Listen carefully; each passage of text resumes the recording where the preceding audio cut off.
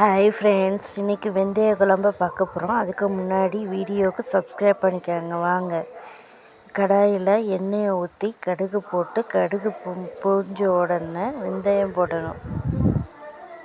வெந்தயம் போட்டு பூண்டு போட்டு சின்ன வெங்காயம் வெட்டி வச்சுருக்காங்க, அதையும் போட்டு நல்லா வதக்கணும். வதக்கின உடனே கருவேப்பிலை போட்டு நல்லா வதக்கணும். வதக்கிட்டு முடித்த உடனே 2 பச்சை மிளகாய்,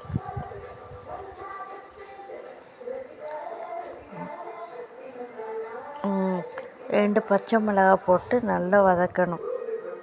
வதக்கின உடனே தக்காளியும் போட்டு நல்லா வதக்கணும். மஞ்சத்தூள் 1/4 டேபிள் ஸ்பூன், மிளகாய்த்தூள் 1/2 டேபிள் ஸ்பூன், தனியாத்தூள் 1 டேபிள் ஸ்பூன்,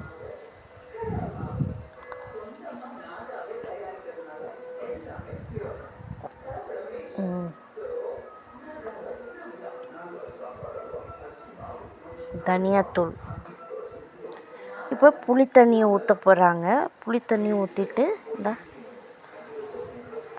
ஊற்றிட்டு தண்ணியை எக்ஸ்ட்ராவாக நீங்கள் சேர்த்துக்கலாம்.